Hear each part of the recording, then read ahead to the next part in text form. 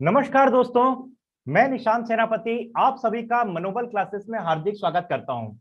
दोस्तों, हम संपूर्ण हिंदी व्याकरण का एक कंप्लीट कोर्स कर रहे हैं, जिसमें पहला टॉपिक हिंदी भाषा का सामान्य परिचय, विकास एवं इतिहास हम देख रहे हैं। ये इस टॉपिक का दूसरा वीडियो है। यदि अभी तक आपने इसका पहला वीडियो नहीं देखा तो इसका पहले वीडियो को पहले देख लीजिए, उसके बाद इस वीडियो को देखेंगे तो ज्यादा बेहतर रहेगा।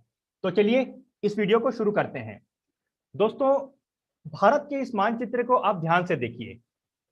ये है हमारा देश भारत, ये है चाइना, और चाइना से एक नदी निकली है जिसका नाम है सिंधु नदी।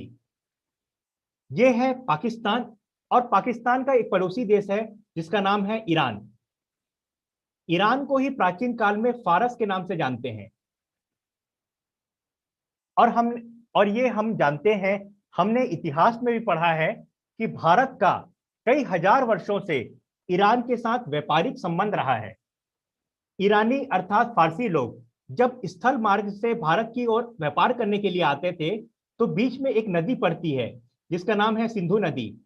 और मैं आपको बताना चाहूंगा कि ये जो फारसी लोग हैं वो स का उच्चारण ह के रूप में करते हैं, तो वो लोग ये सिंधु नदी को हिंदू नदी बोलते थे। ठीक है, हिंदू नदी बोलते थे। और सिंधु नदी के इस पार वाले देश को हिंदुस्तान या हिंद बोल के संबोधित करते थे, और यहाँ की भाषा को हिंदी बोलते थे, हिंदी भाषा बोलते थे। कहने का तात्पर्य यह है कि हिंदू, हिंदी, हिंदुस्तान, ये तीनों शब्द संस्कृत के नहीं हैं, ये तीनों शब्द फारसी भाषा के हैं। दोस्तों, हमने लास्ट क्लास में हिंदी भाषा का विकास क्रम तक पढ़ा था, जिसमें हमने देखा था कि किस प्रकार से संस्कृत भाषा से होते हुए हिंदी भाषा का जन्म होता है। अब हम हिंदी शब्द के जन्म के बारे में देखते हैं। ठीक है, पिछले क्लास में हम हिंदी भाषा का जन्म तक देखे थे। इस वीडियो में हम हिंदी शब्द का जन्म कैसे होता है, इससे इस वीडियो की शुरुआत करते हैं। तो देखिए दोस्तों, सिंधु जो शब्द है ये संस्कृत का शब्द है। ऋग्वेद की सबसे पवित्र नदी सिंधु नदी रही है। ठीक है, हिंदी शब्द ईरानी शब्द है, ईरानी या फारसी शब्द है हिंदी शब्द। प्रारंभ में हिंदिक करके उच्चारित किया जाता था, ईरानी लोगों के द्वारा हिंदिक बोला जाता था। बाद में एक प्रत्यय अलग हो गया, अंतिम व्यंजन का लोप हो जाने से हिंदी शब्द का निर्माण होता है। ठीक है, शुरुआत में लोग हिंदिक बोलते थे, बाद में एक प्रत्यय का लोप हो जाने से हिंदी शब्द का निर्माण होता है। ठीक है, ग्रीक साहित्यों में हिंदी शब्द को, हिंदी के लिए इंडिका शब्द का प्रयोग किया गया है ग्रीक साहित्य में। मतलब जब यूनानी लोग आए थे, उन लोग भी स्थल मार्ग से आए थे, तो जब ये नदी पड़ी थी सिंधु नदी, उसको यूनानी अर्थात ग्रीक लोग इंडस नदी बोले हैं। इस नदी को इंडस नदी बोले हैं, और इंडस नदी के इस पार वाले क्षेत्र को इंडिया बोले हैं। ठीक है, हिंदी, हिंदू, हिंदुस्तान, ये शब्द संस्कृत के नहीं हैं, ये तीनों शब्द फारसी भाषा के हैं। देखिए दोस्तों, जितना भी प्रीवियस ईयर एग्जाम से क्वेश्चन आए हैं, सभी क्वेश्चंस को मैं इस वीडियो में अर्थात इस कोर्स में मैं कंप्लीट कराते हुए चल रहा हूं। चलिए आगे बढ़ते हैं। अब हम देखते हैं हिंदी की 5 उपभाषाओं के बारे में। ठीक है, हिंदी की कितनी उपभाषाएं हैं? 5। यहां से क्वेश्चन आ चुका है। कहाँ क्वेश्चन आया है? सीजीपीएससी प्रीलिम्स 2020 के क्वेश्चन, 20 के एग्जाम में। तो अब देखते हैं हिंदी की 5 कौन कौन सी उपभाषाएं हैं। पहली उपभाषा है पश्चिमी हिंदी, दूसरी है पूर्वी हिंदी, तीसरी है राजस्थानी हिंदी, चौथी है पहाड़ी हिंदी, पांचवी है बिहारी हिंदी। ठीक है दोस्तों, ये स्लाइड मोस्ट इंपॉर्टेंट स्लाइड है। देखिए, इस स्लाइड से कितने बार क्वेश्चन आ चुके हैं। सीजीपीएससी प्रीलिम्स 2020 में, सीजी व्यापम 2010 में, उत्तर प्रदेश प्रवक्ता भर्ती परीक्षा 2005, NET JRF 2005, UP BEd 1998, NET JRF 2014। ठीक है, बहुत सारे एग्जाम में यहाँ से क्वेश्चन आ चुके हैं। तो ये जो स्लाइड है हिंदी की 5 उपभाषाओं से संबंधित, आप लोगों को मतलब अच्छे से इसको याद रखना है। अब हम देखते हैं पश्चिमी हिंदी के अंतर्गत कौन कौन सी बोलियां आती हैं। हम क्या देखें, हिंदी की 5 उपभाषाएं हैं। अब इन उपभाषाओं के अंतर्गत कौन कौन सी बोलियां शामिल है उसको देखते हैं। पहला देखते हैं, पश्चिमी हिंदी के अंतर्गत आती है खड़ी बोली। ये मोस्ट इंपॉर्टेंट है दोस्तों, क्योंकि मानक हिंदी के रूप में खड़ी बोली को ही अपनाया गया है। ठीक है, जो भारतीय संविधान के अंतर्गत जो राजभाषा शामिल किया गया है, जो भारत संघ की राजभाषा है, वो यही खड़ी बोली है। और कहाँ की खड़ी बोली? स्पेशली मेरठ की खड़ी बोली। आप याद रखिए, क्वेश्चन यहां से बन सकता है। ठीक है, ब्रज भाषा, कन्नौजी, बांगरू या हरियाणवी, दक्षिणी बुंदेली। अब देखते हैं पूर्वी हिंदी के अंतर्गत कौन कौन सी बोलियां आती है। ये है अवधी, बघेली, छत्तीसगढ़ी। ठीक है, यदि आप छत्तीसगढ़ के किसी एग्जाम की तैयारी कर रहे हो तो ये आपके लिए मोस्ट इंपॉर्टेंट क्वेश्चन बन सकता है। राजस्थानी हिंदी के अंतर्गत कौन कौन सी आती हैं? जयपुरी, मेवाती, मालवी, मारवाड़ी। पहाड़ी हिंदी के अंतर्गत कुमाऊनी, गढ़वाली। बिहारी हिंदी के अंतर्गत भोजपुरी, मैथिली, मगही। चलिए दोस्तों, एक क्वेश्चन आया है सीजीपीएससी प्रीलिम्स 2020 में। ठीक है, देखते हैं। भाषा वैज्ञानिकों ने हिंदी भाषा को कितनी उपभाषाओं में बांटा है? तो आप बताइए। अभी अपन देखें, भाषा वैज्ञानिकों ने हिंदी भाषा को 5 उपभाषाओं में बांटा है। तो हमारा आंसर आएगा ऑप्शन ए 5। ठीक है, देखते हैं व्याख्या को। भाषा वैज्ञानिकों ने हिंदी भाषा को 5 उपभाषाओं में बांटा है। पश्चिमी हिंदी, पूर्वी हिंदी, राजस्थानी, पहाड़ी हिंदी, बिहारी हिंदी। बाकी इसको अपन देख चुके हैं। ठीक है, अभी देख लिए। चलो आगे बढ़ते हैं। हिंदी की 5 उपभाषाएं और बोलियों से महत्वपूर्ण तथ्य। ठीक है दोस्तों, ये बहुत इंपॉर्टेंट है। जो तथ्य में जो जो लिखा रहा हूं, ये अपने आप में बहुत इंपॉर्टेंट है। चलिए देखते हैं। हिंदी प्रदेश की प्रसिद्ध लोक गाथा आल्हा बुंदेली में लिखी गई है। खड़ी बोली, जिसको कौरवी भी बोलते हैं, को मानक हिंदी के रूप में अपनाया गया है। देखिए दोस्तों, सीजी व्यापम के अंतर्गत संयुक्त भर्ती परीक्षा 2017 में यहां से क्वेश्चन उठा चुका है। सीजीपीएससी एसीएफ 2017 में क्वेश्चन उठा चुका है। ठीक है, मैं बताया ना आपको, ये बहुत इंपॉर्टेंट है।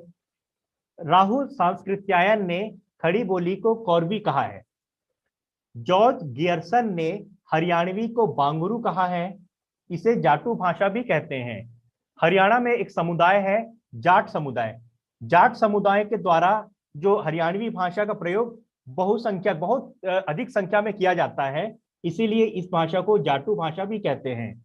मीराबाई की रचना मारवाड़ी में है। ठीक है, मीराबाई को जानते हो, जो भगवान श्री कृष्ण की बहुत बड़ी क्या बोलते हैं प्रशंसक है, जो पूजा करने वाली।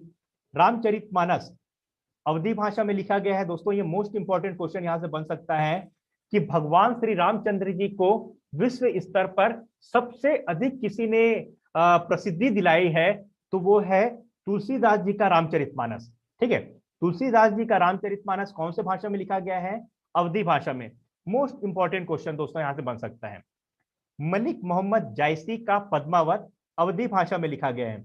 दोस्तों, अभी एक मूवी आई थी पद्मावती करके, पद्मावती या पद्मावत नाम से एक मूवी आई थी, आपको याद होगा, जो कि भंसारी की मूवी थी। ठीक है, और ये मूवी में बहुत विवाद हुआ था। करणी सेना इस मूवी को लेकर बहुत तोड़फोड़ किया, देश में बहुत जगह विरोध हुआ था। तो देखिए, ये मलिक मोहम्मद जायसी का एक पुस्तक है जिसका नाम है पद्मावत, जो कि कौन से भाषा में लिखा गया है? अवधी भाषा में लिखा गया है। दोस्तों, ये बहुत ही इंपॉर्टेंट क्वेश्चन है। ठीक है, ये भी क्वेश्चन बहुत इंपॉर्टेंट है, क्योंकि रामचरितमानस बहुत फेमस पुस्तक है, बहुत फेमस ग्रंथ है, जो कि अवधी भाषा में लिखा गया है।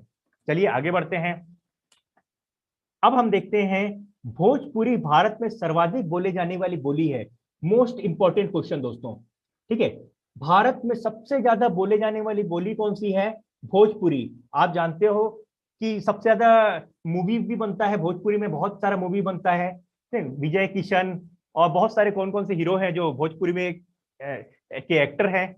और भोजपुरी सबसे ज्यादा बोले जाने वाली बोली क्यों है? क्योंकि ये यूपी, बिहार, ठीक है, झारखंड में बोली जाती है। और आप जानते हो कि झारखंड, यूपी, बिहार की जनसंख्या बहुत ज्यादा है, और जनसंख्या ज्यादा होने के कारण बहुत से लोगों के द्वारा इसका प्रयोग किया जाता है। अब देखते हैं, मैथिली 8वीं अनुसूची में शामिल होने वाली एकमात्र बोली है। मोस्ट इंपॉर्टेंट क्वेश्चन दोस्तों। ठीक है, मैथिली जिसे अभी एक स्वतंत्र भाषा का दर्जा प्राप्त हो गया है, जो कि 8वीं अनुसूची में शामिल होने वाली एकमात्र बोली है। इसको अपन देखे भी थे। देखो, ये है मैथिली, जो कि बिहारी हिंदी के अंतर्गत आता है। ठीक है, ये बोली है जिसे अभी एक स्वतंत्र भाषा का दर्जा प्राप्त हो गया है, जो कि भारतीय संविधान के अंतर्गत 8वीं अनुसूची में जो 22 भाषा शामिल है उसमें एक मैथिली भी है। छत्तीसगढ़ी की 2 भगनिया अवधि और बघेली है। मैं लास्ट क्लास में भी बताया था आपको, छत्तीसगढ़ की 2 भगनिया मतलब बहन अवधि और बघेली है। अगर आप छत्तीसगढ़ के एग्जाम की तैयारी कर रहे हो तो आपके लिए मोस्ट इंपॉर्टेंट क्वेश्चन यहाँ से, जयपुरी बोली को ढूंढाड़ी के नाम से जाना जाता है। अब हम देखते हैं बोली किसे कहते हैं। ठीक है, जिस स्थानीय बोलियों का प्रयोग साधारण जनता अपने समूह या घरों में करते हैं उसे बोली या डायलेक्ट कहते हैं। ठीक है, ये घास पात की तरह अपने आप जन्म लेती हैं और किसी क्षेत्र विशेष पे बोली जाती है, जैसे भोजपुरी, मगही, ब्रजभाषा, अवधी। बोली का क्षेत्र जब विस्तृत हो जाता है, ठीक है, बोली का क्षेत्र भाषा की अपेक्षा सीमित होता है। बोली का क्षेत्र जब विकसित हो जाता है तो क्या बन जाती है? भाषा। ठीक है, जब कम क्षेत्र में रहता है तो उसी को बोली बोलते हैं, और जब उसका क्षेत्र बढ़ जाता है भाषा भाषा कहलाती है। बोली में देखो और कुछ बता रहा हूं, बोली एक क्षेत्र सीमित तक होती है, इसमें कोई साहित्य की रचना नहीं होती। भाषा में साहित्य की रचना होती है, लेकिन बोली में साहित्य की रचना नहीं होती है। सरकारी कामकाजों में इसका प्रयोग नहीं होता है। ठीक है, हरियाणवी, बुंदेली, कन्नौजी, राजस्थानी, भोजपुरी आदि बोलियां हैं। बोली की 4 विशेषताओं के बारे में देखते हैं। बोली केवल बोलचाल में काम आती है। ठीक है, मतलब एक क्षेत्र विशेष, छोटे जगहों में बोलने के लिए काम आती है बोलियां। इसका प्रयोग एक सीमित क्षेत्र में होता है। ठीक है, इसमें लिखित साहित्य नहीं होता। यह भाषा की प्रारंभिक अवस्था है। दोस्तों, यहां से क्वेश्चन बन सकता है, भाषा की प्रारंभिक अवस्था क्या होती है? बोली। बिल्कुल क्वेश्चन बन सकता है यहां से। अब हम देखते हैं परिनिष्ठित भाषा। परिनिष्ठित शब्द का अर्थ होता है योग्य या कुशल। ठीक है, परिनिष्ठित शब्द का अर्थ होता है योग्य या कुशल। परिनिष्ठित भाषा व्याकरण से नियंत्रित होती है। ठीक है, व्याकरण जो अगर योग्य या कुशल तभी है ना जब ये व्याकरण से नियंत्रित हो रही है। इसका प्रयोग शिक्षा, शासन और साहित्य में होता है। किसी बोली को जब व्याकरण से परिष्कृत किया जाता है तब वह परिनिष्ठित भाषा बन जाती है। ठीक है, खड़ी बोली, ये देखो यहाँ इंपॉर्टेंट, खड़ी बोली कभी बोली थी। ठीक है, आज परिनिष्ठित भाषा बन गई है, जिसका उपयोग भारत में सभी स्थानों पर होता है। जो हम हिंदी बोलते हैं ना, वही खड़ी बोली है। और कहाँ की खड़ी बोली? मेरठ की खड़ी बोली। अब हम देखते हैं राष्ट्रभाषा के बारे में। चलिए देखते हैं। किसी राष्ट्र की संपूर्ण या अधिकांश जनता द्वारा प्रयुक्त भाषा को राष्ट्रभाषा कहते हैं। जैसे मंदारिन चीन की राष्ट्रभाषा है, जैसे जर्मन जर्मनी की राष्ट्रभाषा है, जैसे जैसे इंग्लिश इंग्लैंड की राष्ट्रभाषा है। मतलब ऐसा भाषा जिससे उस देश की संस्कृति जुड़ी हो, ऐसा भाषा जिससे उस देश की एकता जुड़ी हो, ऐसी भाषा जिससे उस देश की राष्ट्रीय आंदोलन जुड़े हो, उस देश की क्रांति जुड़ा हो। ठीक है, वो उस देश के निवासियों का उस भाषा के प्रति समर्पण हो, उस भाषा को राष्ट्रभाषा कहते हैं। ठीक है, भारत की कोई राष्ट्रभाषा नहीं है। ठीक है, भारत की कोई राष्ट्रभाषा नहीं है। हिंदी भारत की राजभाषा है। राजभाषा मतलब ऑफिशियल लैंग्वेज है, राष्ट्रभाषा नहीं है। ठीक है, आगे बढ़ते हैं। अब हम देखते हैं राजभाषा मतलब ऑफिशियल लैंग्वेज। राजभाषा का शाब्दिक अर्थ है राजकाज की भाषा, अर्थात जिस भाषा का प्रयोग देश के राजकाज के लिए प्रयुक्त होता है वही राजभाषा कहलाती है। जिसका प्रयोग संविधान में हो, जो प्रशासन की भाषा हो। ठीक है, शासन प्रशासन की भाषा हो, जिस भाषा से किसी राज्य या देश का शासन संचालित होता हो, वह भाषा राजभाषा कहलाती है। दोस्तों, ये मोस्ट इंपॉर्टेंट क्वेश्चन मैं बोलने जा रहा हूं। ठीक है, संविधान के अनुच्छेद 343 343(1) 343(1) के अनुसार देवनागरी लिपि से लिखी हिंदी भाषा संघ की राजभाषा होगी, मतलब संघ की राजभाषा है। ठीक है, संविधान के कौन से अनुच्छेद? या अनुच्छेद को आप विशेष तौर पे ध्यान रखिए। आर्टिकल 343(1) अनुच्छेद 343(1) के अनुसार देवनागरी लिपि से लिखी हिंदी भाषा संघ की राजभाषा है। ठीक है, हिंदी भाषा भारत संघ की राजभाषा है। यूपी बीएड 1999 में पूछ चुका है क्वेश्चन। अब हम देखते हैं शास्त्रीय भाषा के बारे में। तो देखिए, शास्त्रीय भाषा कौन सी भाषा को कहते हैं? ठीक है, देखिए, भारत सरकार द्वारा प्राचीन साहित्यिक परंपरा का संरक्षण करने हेतु भारत सरकार द्वारा उन्हें शास्त्रीय भाषा का दर्जा प्रदान किया जाता है। तो देखिए, सबसे पहला जो शास्त्रीय भाषा का दर्जा किसे प्रदान किया गया है? तमिल को। उसके बाद 2004 में तमिल को, 2005 में संस्कृत को। आप इसको याद रखोगे एकदम विशेष तौर पे, ये मोस्ट इंपॉर्टेंट क्वेश्चन। ठीक, 2008 में तेलुगु और कन्नड़ को। ठीक है, कन्नड़ कर्नाटक की भाषा है। ठीक है, तेलुगु अपना आंध्र प्रदेश तेलंगाना की भाषा है, तमिल तमिलनाडु की भाषा है, संस्कृत संस्कृत सभी जगह की भाषा है, पूरे भारत में हर जगह संस्कृत बोला जाता है, मतलब बोला जाता था। ठीक है, ये कुछ इस क्षेत्र विशेष की भाषा नहीं है संस्कृत। 2013 में मलयालम कहाँ की भाषा है? केरल की भाषा है।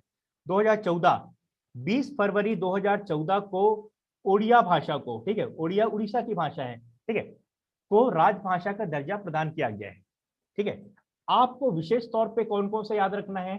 2004 में तमिल को, 2005 में संस्कृत को, ठीक है, और सबसे नया शास्त्रीय भाषा कौन सा है? 2014 में उड़िया भाषा को शास्त्रीय भाषा का दर्जा प्रदान किया जा चुका है। इस प्रकार से वर्तमान अभी भारतीय मतलब अभी शास्त्रीय भाषाओं की संख्या कितनी है? 6। 1 2 3 4 5 और 6। ठीक है, यहां से क्वेश्चन पूछ सकता है कि शास्त्रीय भाषाओं की संख्या कितनी है? 6। और कुछ देखते हैं। भारत के भाषाई विविधता के संरक्षण एवं संवर्धन के उद्देश्य से भारतीय संविधान की 8वीं अनुसूची में 22 भाषाओं को शामिल किया गया है। ठीक इसी प्रकार प्राचीन साहित्यिक परंपरा के संरक्षण और संवर्धन के उद्देश्य से कुछ भारतीय भाषाओं को शास्त्रीय भाषा का दर्जा प्रदान किया गया है। ठीक है, अपन देख लिए कौन कौन सा भाषा है। ठीक, अब हम देखते हैं शास्त्रीय भाषा का मापदंड क्या होता है। ठीक है, मतलब कौन कौन सा कंडीशन होना चाहिए। तो देखते हैं, इसके प्रारंभिक ग्रंथों के अभिलिखित इतिहास की प्राचीनता 1500 से 2000 वर्षों या उससे भी पुरानी होनी चाहिए। ठीक है, दूसरा देखते हैं, भाषा का साहित्य मूल हो, वह किसी अन्य समुदाय या भाषा से ना लिया गया हो। तीसरा देखते हैं, किसी भी भाषा के परवर्ती रूपों तथा उसकी उपशाखाओं में अनिरंतरता हो सकती है, जिसके कारण शास्त्रीय भाषा के पूर्ववर्ती और आधुनिक रूप भिन्न हो सकते हैं। उस भाषा की एक समृद्ध साहित्यिक परंपरा रही हो। भारत में अब तक 6 भाषाओं को शास्त्रीय भाषा का दर्जा प्रदान किया गया है। अब आपको एग्जाम के लिए कौन कौन से याद रखना है, मैं आपको बता चुका हूं। आपको ये याद रखना है 2004 में तमिल को, 2005 में संस्कृत को, इसको भी याद रखिए 2008 में तेलुगु कन्नड़ को, 13 में मलयालम को और 2014 में उड़ीसा को। इसका डेट भी याद रखिए 20 फरवरी 2014 को। और मैं स्पेशली जो लाल कलर से जो मैं हाईलाइट किया हूं उसको आप एकदम स्पेशली याद रखोगे। ठीक है, और टोटल कितना है? टोटल शास्त्रीय भाषाओं की संख्या 6 है। बस आपको इतना मुख्य रूप से याद करना है। एक क्वेश्चन आया था, राज्य वन सेवा भर्ती परीक्षा जो छत्तीसगढ़ एसीएफ का एग्जाम हुआ था 2017 में, वहां से क्वेश्चन आया है कि भारत में शास्त्रीय भाषा की प्रस्थिति सर्वप्रथम किस भाषा को प्रदान की गई थी। तो देखिए, सबसे पहले शास्त्रीय भाषा की प्रस्थिति किस भाषा को प्रदान की गई है? तमिल भाषा को। ठीक है, कब? 2004 में तमिल को, संस्कृत को 2005 में, मलयालम को 2013 में, हिंदी को प्रदान नहीं की गई है। ठीक है, देख चुके हैं अपन ये सब चीज। प्राचीन साहित्यिक परंपरा का संरक्षण करने हेतु भारत सरकार द्वारा उन्हें शास्त्रीय भाषा का दर्जा प्रदान किया जाता है। अब तक तमिल को 2004 में, संस्कृत को 2005 में, तेलुगु कन्नड़ को 2008 में, मलयालम को 2013 में शास्त्रीय भाषा का दर्जा प्रदान किया जा चुका है। 20 फरवरी 2014 में केंद्रीय मंत्रिमंडल द्वारा उड़िया भाषा को शास्त्रीय भाषा का दर्जा प्रदान किया गया है। ठीक है, अब हम देखते हैं मातृभाषा के बारे में। देखिए दोस्तों, मातृभाषा किसे कहते हैं? देखिए, जब बच्चा जन्म लेता है तो वो जब अपने मम्मी के जब गोदी में खेलता है, तो उसकी मम्मी जो उसको भाषा में बात कराती है, जो भाषा में उसकी माँ बात करती है, जो बच्चों को जो उस भाषा में सिखाती है, वही मातृभाषा है। ठीक है, तो बच्चा देखो माँ के मुख से सीखता है, ये बच्चा है अपनी मम्मी के मुख से सीख रहा है। परिवार से विस्तार होता है, समाज से विस्तार होता है। विचार अभिव्यक्ति का सबसे सशक्त माध्यम होता है मातृभाषा। यहां से क्वेश्चन बन सकता है दोस्तों, विचार अभिव्यक्ति का सबसे सशक्त माध्यम कौन सा होता है? मातृभाषा। दोस्तों आपके घर के आसपास कोई ना कोई सिंधी या बंगाली टाइप के दोस्त आपके होंगे, ठीक है। यदि आप उनके घर जाओगे ना, तो देखना उन लोग ना, जैसे कोई सिंधी दोस्त होगा, वो सिंधी भाषा में बात करेगा अपने घर में, भले आपसे हिंदी भाषा में बात करेगा। तो उन लोग क्या करते हैं, जब बच्चा छोटा सा पैदा होता है ना, तभी से उसको सिंधी सिखाना शुरू कर देते हैं। चाहे उन लोग हिंदी भाषी क्षेत्र में क्यों ना रहे, उसको सिंधी सिखाते हैं, ठीक है, क्योंकि वो उनकी मातृभाषा है। वो घर में अपनी मातृभाषा में बात करता है। ठीक है, चलिए आगे बढ़ते हैं। अब हम देखते हैं प्रथम राजभाषा आयोग। पहला राजभाषा आयोग के बारे में बात करते हैं। जैसे प्रथम राजभाषा आयोग का गठन कब हुआ था? 7 जून 1955 को। ठीक है दोस्तों, जो जो फैक्ट मैं लिखा रहा हूं या मैं बताते जा रहा हूं, सब इंपॉर्टेंट है। ठीक है, सबसे क्वेश्चन बन सकता है, सब इंपॉर्टेंट है। अब क्वेश्चन कहां से बनेगा थोड़ी मालूम है अपने को, आप सबको याद रखिए। मैं आपको बोला हूं कि सम परीक्षक में 100 में 100 अगर आपको लाना है, तो आपको सब पढ़ना पड़ेगा ना। प्रथम राजभाषा आयोग का गठन कब हुआ था? 7 जून 1955 को, अनुच्छेद 344 एक के तहत। ठीक है, ये अनुच्छेद आपको पॉलिटी के लिए भी काम आ जाएगा, और हिंदी में भी यहां इस अनुच्छेद से क्वेश्चन पूछ सकता है। ठीक है, प्रथम राजभाषा आयोग के अध्यक्ष कौन थे? बाल गंगाधर खेर। ठीक है, क्वेश्चन पूछ चुका है एमपीएसआई मेंस 2010 में। पहली बैठक कब हुई थी? 15 जुलाई 1955 को। ठीक है, राजभाषा आयोग की पहली बैठक कब हुई थी? 15 जुलाई 1955 को। कुल सदस्य कितने होते हैं? 30 होते हैं। लोकसभा से 20 सदस्य और राज्यसभा से 10 सदस्य। सब इंपॉर्टेंट है दोस्तों। चलिए आगे बढ़ेंगे। अब हम देखते हैं राजभाषा आयोग का मुख्यालय कहाँ है, हेडक्वार्टर कहाँ है? नई दिल्ली में है। राजभाषा विभाग भारत सरकार के गृह मंत्रालय के अधीन एक विभाग है। ये जो आप पिक्चर देख रहे हो ना, ये गृह मंत्रालय का ऑफिस है। ठीक है, गृह मंत्रालय का ऑफिस है, यही राजभाषा आयोग का भी ऑफिस है। ठीक है, इसी के अंतर्गत। और ये कहाँ पड़ता है? राष्ट्रपति भवन जाते समय रास्ते में पड़ता है। ठीक है, चलिए अब हम देखते हैं हिंदी दिवस के बारे में। हिंदी दिवस कब मनाया जाता है? 14 सितंबर को। ठीक है, चलो देखते हैं। 14 सितंबर को हम हर साल हिंदी दिवस के रूप में मनाते हैं। ठीक, जिसकी शुरुआत कब हुई थी?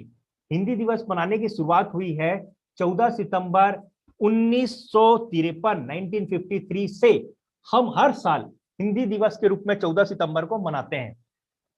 क्या हुआ था कि 14 सितंबर 1949, 1949 को संविधान सभा ने एक मत से निर्णय लिया था कि हिंदी ही भारत की राजभाषा होगी। ठीक है, इस तारीख को 14 सितंबर 1949 को निर्णय लिया था। 14 सितंबर 1949, 1949 को, ठीक है, आर्टिकल 343 को संविधान सभा ने हिंदी को राजभाषा का दर्जा दिया था, डॉक्टर राजेंद्र प्रसाद की अध्यक्षता में। ठीक है, राजभाषा प्रचार समिति, ठीक है, बाद में राजभाषा प्रचार समिति के अनुरोध पर 1953 से प्रतिवर्ष 14 सितंबर के दिन को हिंदी दिवस के रूप में मनाया जाता है। बाद में क्या किए, जो राजभाषा प्रचार समिति लोग थे, वो रिक्वेस्ट किए भारत सरकार को, 1953 में रिक्वेस्ट किए कि यार 14 सितंबर के दिन प्रस्ताव पास हुआ था, इसी दिन को हिंदी दिवस के रूप में मनाते हैं ना। तो भारत सरकार बोली ठीक है, 14 सितंबर को हम हिंदी दिवस के रूप में मनाना शुरू कर देते हैं।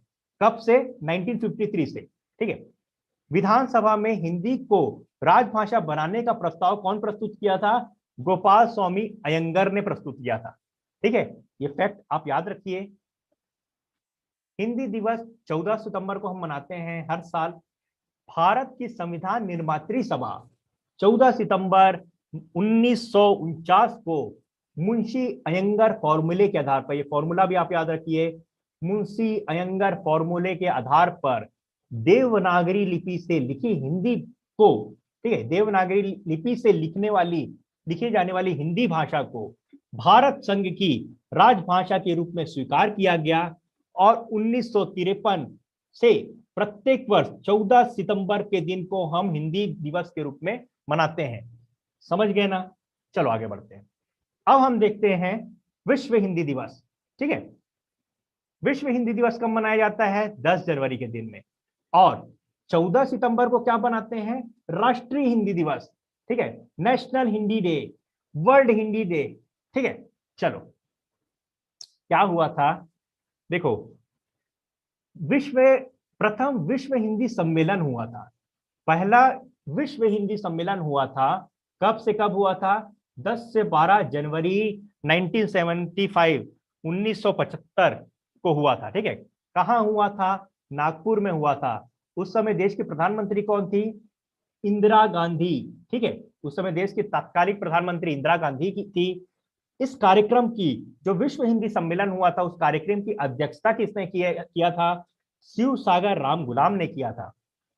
अब इसी तारीख को यादगार बनाने के लिए जब डॉक्टर मनमोहन सिंह जी की सरकार बनी, तो वो 10 जनवरी 2006 को ये घोषणा किए कि अब से हर साल 10 जनवरी के दिन को हम विश्व हिंदी दिवस के रूप में मनाएंगे। ठीक है, 2006 से विश्व हिंदी दिवस मनाना शुरू हुआ। चलिए आगे देखते हैं। देखिए, पहला विश्व हिंदी सम्मेलन कब आयोजित किया गया? तो यह आयोजित किया गया 10 से 12 जनवरी 1975 को, 1975। ठीक है, कहाँ आयोजित किया गया था? नागपुर, भारत में। द्वितीय कब आयोजित किया गया था विश्व हिंदी सम्मेलन? ठीक है, तो ये आयोजित किया गया था अगले ही साल 1976 में।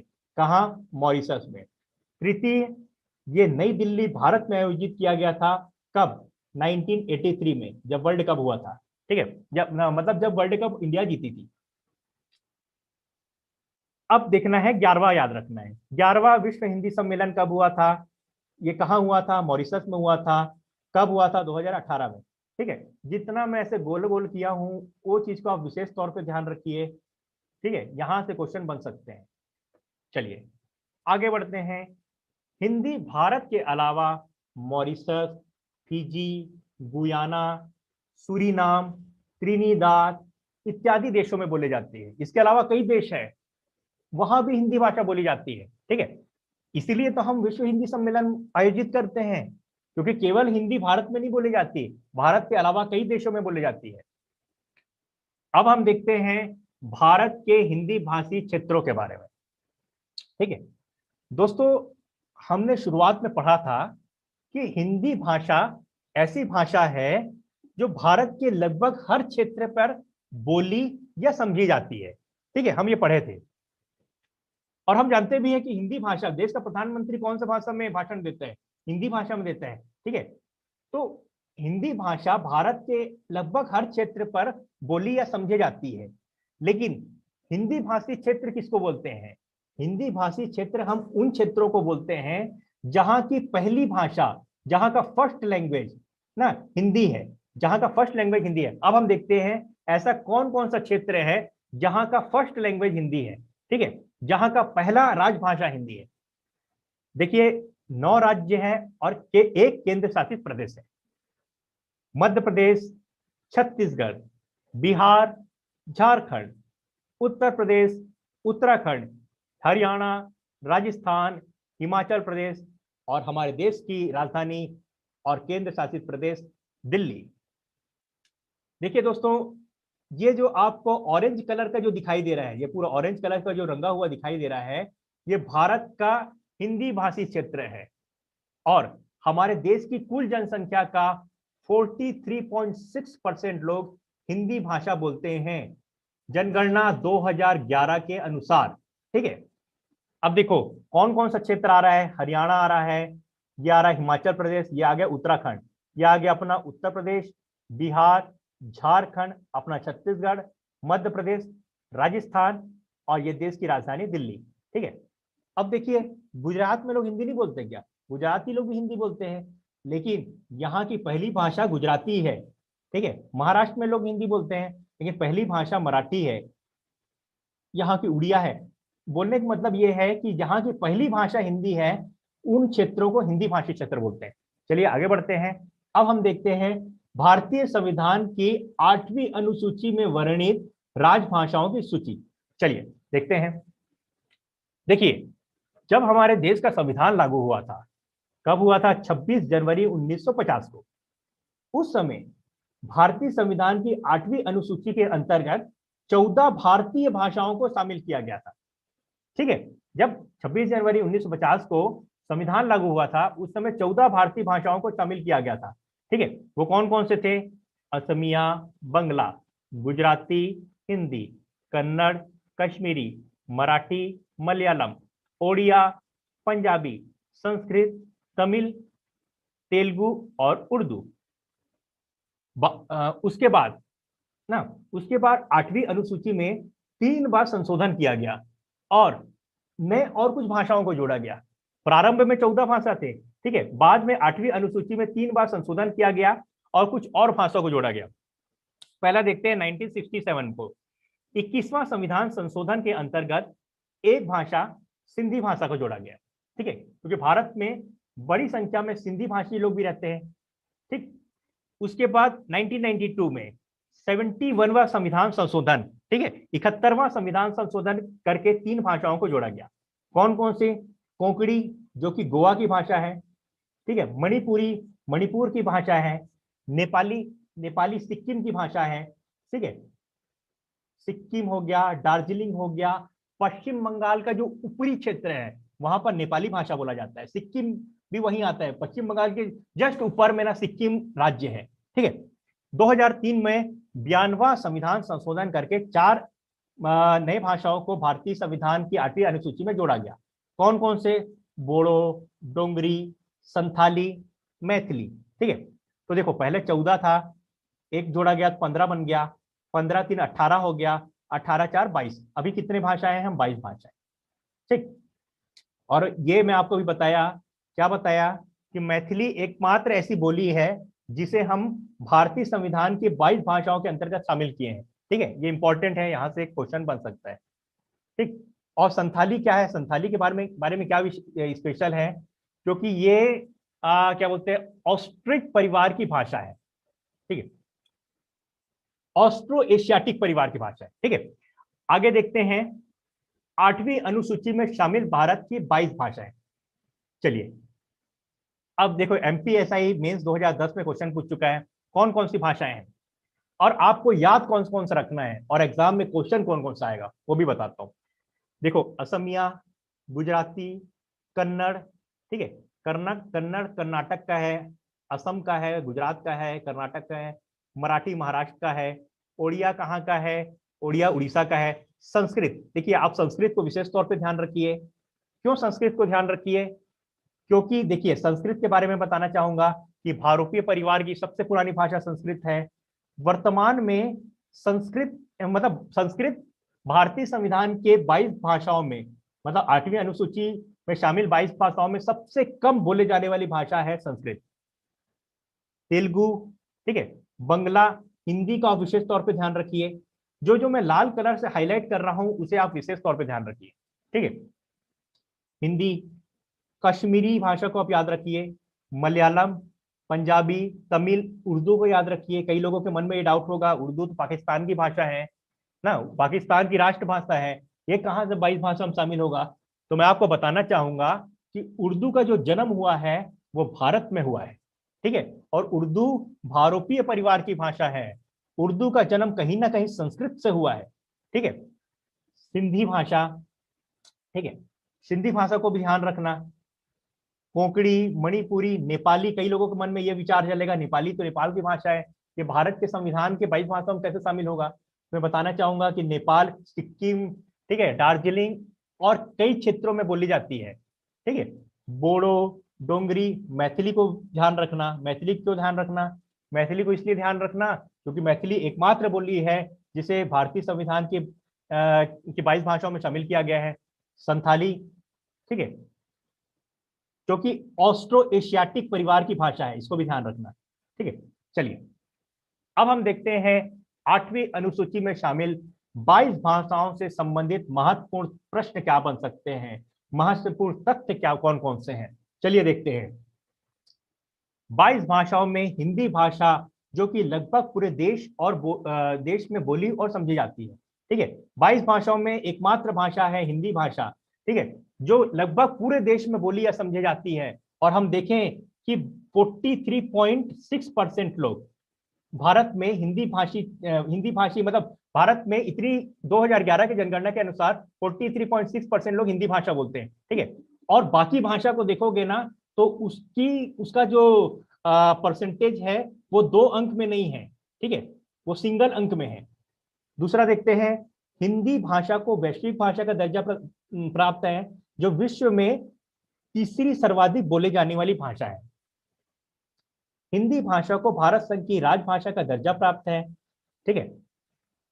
तीसरी सर्वाधिक बोली जाने वाली भाषा है, मतलब पहली कौन सी बोली जाती है, पहली मंदारिन है, दूसरा कौन सा है, अंग्रेजी है, और तीसरा सर्वाधिक बोले जाने वाली भाषा है हमारी अपनी हिंदी भाषा, ठीक है। उसके बाद देखते हैं, 22 भाषाओं में अंग्रेजी भाषा को शामिल नहीं किया गया है। आप विशेष तौर पे ध्यान रखना, कहीं ये मत लगा देना कि अंग्रेजी भाषा भी शामिल है, क्योंकि हमारे देश का अधिकांश काम देखोगे तो अंग्रेजी में होता है ना। आप भले हमारे देश की ऑफिशियल लैंग्वेज हिंदी है, लेकिन आप देखोगे तो ऑफिशियली अधिकांश काम अंग्रेजी में होता है, ठीक है। तो 22 भाषाओं में वो भाषा शामिल है जो भारतीय भाषा है, ठीक है। विदेशी अंग्रेजी भाषा क्या है, विदेशी भाषा है, जिसको शामिल नहीं किया गया है। संस्कृत भारतीय परिवार की सबसे पुरानी भाषा है। संस्कृत 22 भाषाओं में सबसे कम बोले जाने वाली भाषा है। संस्कृत उत्तराखंड की द्वितीय राजभाषा है, ध्यान रखना, यहां से क्वेश्चन बन सकता है, ठीक है। और कर्नाटक का एक जगह है शिमोगा करके, ठीक है, शिमोगा करके कर्नाटक का जगह है, जहां से वहां के जो वर्तमान मुख्यमंत्री चुनाव लड़ते हैं, येदियुरप्पा, ठीक है, येदियुरप्पा चुनाव लड़ते हैं, शिमोगा कर्नाटक में है, वहां लगभग हर कोई संस्कृत बोलता है, ठीक है। उसके बाद देखते हैं, 22 भाषाओं में उर्दू भाषा भी शामिल है, जो पाकिस्तान की एक राष्ट्रभाषा है, ठीक है। 22 भाषाओं में सिंधी भाषा भी शामिल है, जो पाकिस्तान की एक भाषा भी है, ठीक है। मैं यहां बोला उर्दू पाकिस्तान की राष्ट्रभाषा है और सिंधी पाकिस्तान की एक भाषा भी है, ठीक है। हिंदी के बाद देखो दोस्तों, यहां से क्वेश्चन बन सकता है और आपको जानना भी जरूरी है, हिंदी के बाद ऐसी कौन सी भारतीय भाषा है जो विश्व में सर्वाधिक बोली जाती है। हिंदी के बाद ऐसी कौन सी भारतीय भाषा है जो विश्व में सर्वाधिक बोली जाती है, तो ध्यान रखना बंगाली भाषा, ठीक है, क्योंकि बांग्लादेश में भी बंगाली बोलते हैं। चलो अब हम देखते हैं कि भारतीय संविधान के अंतर्गत हिंदी भाषा अर्थात संघ की राजभाषा के लिए कौन कौन सा प्रावधान किए गए हैं और कौन कौन से अनुच्छेद में हिंदी भाषा अर्थात भारत संघ की राजभाषा का वर्णन है, चलिए देखते हैं। संविधानिक दृष्टिकोण और राजनीतिक दृष्टिकोण से हिंदी भाषा का महत्व, ठीक है। देखो, संविधान के अनुच्छेद 343(1) के तहत अभी अपन देख भी चुके हैं इसी के बारे में, देवनागरी लिपि से लिखी हिंदी भाषा संघ की राजभाषा होगी, ठीक है। ये मोस्ट इंपॉर्टेंट क्वेश्चन है दोस्तों, यहां से एग्जाम में क्वेश्चन आ सकता है। संविधान के अनुच्छेद 343(1) के अनुसार देवनागरी लिपि से लिखी हिंदी भाषा संघ की राजभाषा होगी। अनुसूची 8वीं अनुसूची में 22 भाषाओं में एक हिंदी भाषा भी शामिल है, ठीक है। संविधान में हिंदी को राजभाषा का दर्जा प्राप्त है, देख चुके हैं अपन। संविधान के भाग 17 के अनुच्छेद 343 से लेकर 351 तक राजभाषा संबंधित प्रावधानों में हिंदी का वर्णन है।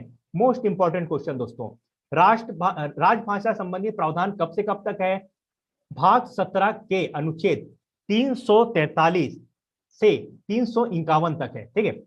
संविधान के भाग 17 के अनुच्छेद 351 में राजभाषा के विकास संबंधित निर्देश दिए गए हैं, ठीक है। क्वेश्चन पूछा है एमपीएसआई 2010 में, ठीक। चलिए आगे बढ़ते हैं। भारतीय संविधान में राजभाषा संबंधित अनुच्छेद का वर्णन, अनुच्छेद, ठीक है, अनुच्छेदों का वर्णन अनुच्छेद 343 से लेकर 351 तक है, ठीक है। आर्टिकल 343 में संघ की राजभाषा, आर्टिकल 344(1) 344(1) के तहत राजभाषा आयोग का गठन के बारे में दिया गया है, इसको अपन अभी थोड़ी देर पहले पढ़े हैं, ठीक है। अनुच्छेद 350 का में प्राथमिक स्तर पर मातृभाषा में शिक्षा का की सुविधाओं का उल्लेख है। अनुच्छेद 351 में हिंदी भाषा के विकास के निर्देश दिए गए हैं। ठीक है, देखो सब एग्जाम में आ चुका है। अब देखते हैं हिंदी भाषा के विकास की जिम्मेदारी किसको है? संघ सरकार अर्थात भारत सरकार को प्रदान की गई है। ठीक है, सीजी व्यापम 2010 में क्वेश्चन पूछा है। अब हम देखते हैं भाषा के आधार पर राज्यों का गठन। ठीक है, तो देखिए भाषा के आधार पर गठित होने वाला पहला राज्य कौन सा है?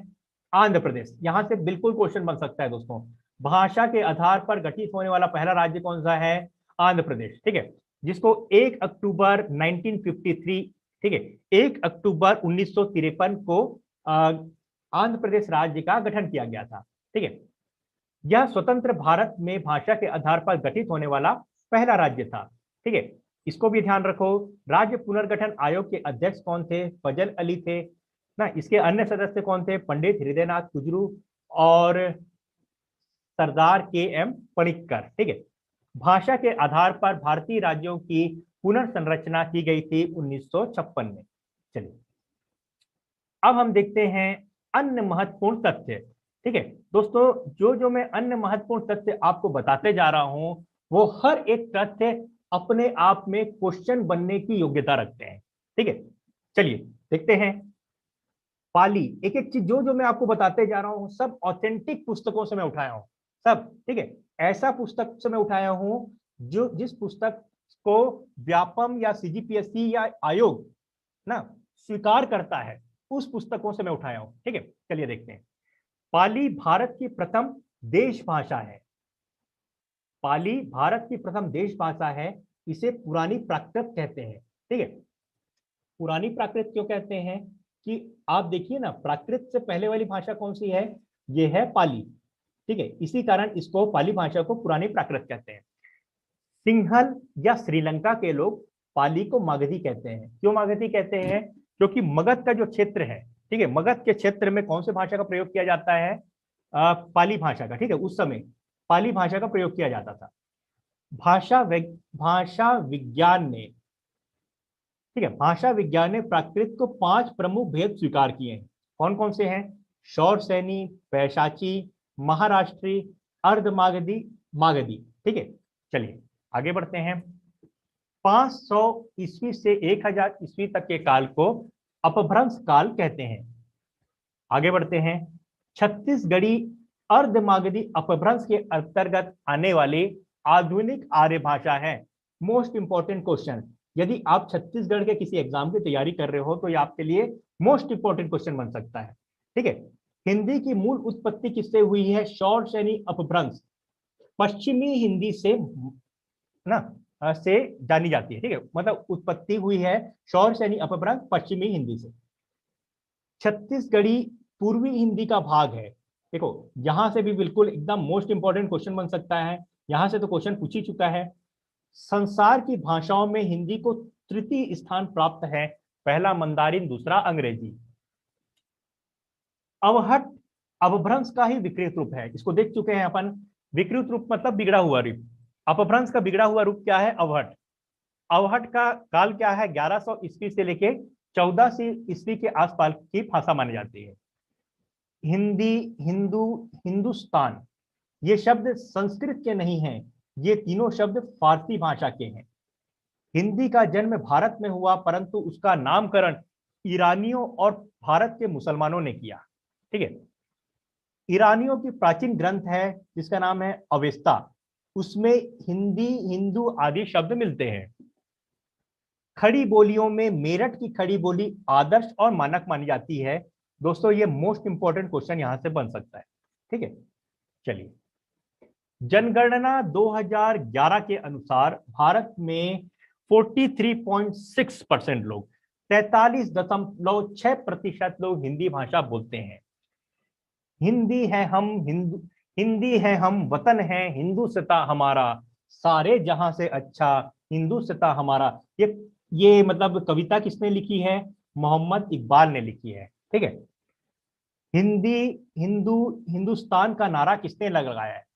प्रताप नारायण ने दिया है। ठीक है, मलिक मोहम्मद जायसी का पद्मावत कौन सी भाषा में है? अवधी भाषा में है, पढ़ चुके हैं अपन।